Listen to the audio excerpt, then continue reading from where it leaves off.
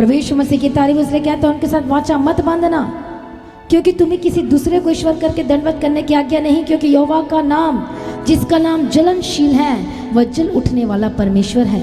ऐसा ना हो कि तू उस देश के निवासियों के से वाचा बांधे और वे अपने देवताओं के पीछे होने का व्यभिचार करें, और इसे कहते हैं फंदा। इसीलिए प्रभु मना करता है कि अपनी बेटी उनके हाथ में मत दो, अपने बेटों को उनके साथ शादी मत करो। क्यों? क्योंकि बाद में वह व्यभिचार करवाएंगे, आत्मिक व्यभिचार जिसे कहते हैं। हालेलुया, दूसरे के पास ले जाएंगे। सुलेमान का तो यही लास्ट में हाल हुआ था। उस सब अच्छा चल रहा था, सब बेस्ट चल रहा था, बस सुंदर सुंदर आगे की नहीं, विदेशी स्त्रियों से ब्याह किया, शादी की और सब खत्म, फिनिश्ड। आत्मिक आनंद खत्म, सब खत्म हो गया। तभी तो वो सबोपदेशक लिखता है, तभी तो पता चलता है, बोलता अरे सोने चांदी के पास बैठकर बोलता है सब व्यर्थ है, सब व्यर्थ है, सब व्यर्थ है। हालेलुया। इसलिए कहता है कि उन चीज़ों में भागीदार मत होना। क्यों नहीं होना? एक वचन पढ़ेंगे ताकि आप अच्छी तरह से समझ सकें। पहला कुरिन्ती 6 अध्याय 15 वचन से पढ़ो।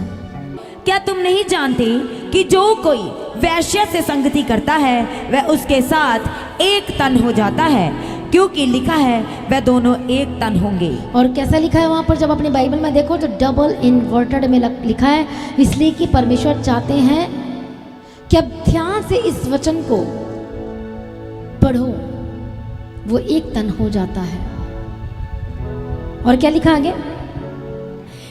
और जो प्रभु की संगति में रहता है वह उसके साथ एक आत्मा हो अब जाता नेक्स्ट है। लाइन क्या लिखा है? जो प्रभु के साथ संगति में रहता है वो किसके साथ एक आत्मा में हो जाता है? तो जो पाप में रहेगा वो। इसलिए पाप को नॉर्मल मत लो।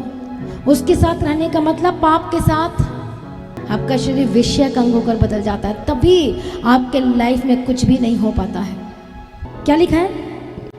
और जो प्रभु के साथ संगति में, फेलोशिप में रहता है, वो प्रभु के साथ एक आत्मा हो जाता है। और जब तक आप एक आत्मा में नहीं होंगे तब तक आपके जीवन में वो चीज़ों को आप नहीं देख पाएंगे जो आप लेना चाहते हैं।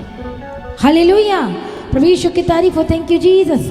इसलिए कहता है व्यभिचार से बचे रहो। जितने अन्य पाप मनुष्य करता है वह देह के बाहर है, परंतु व्यभिचार करने वाला अपने ही देह के विरुद्ध पाप करता है। इसलिए बाइबल में 2 तरह के पाप हैं, व्यभिचार है। पहला क्या है? एक शारीरिक, और दूसरा है एक आत्मिक।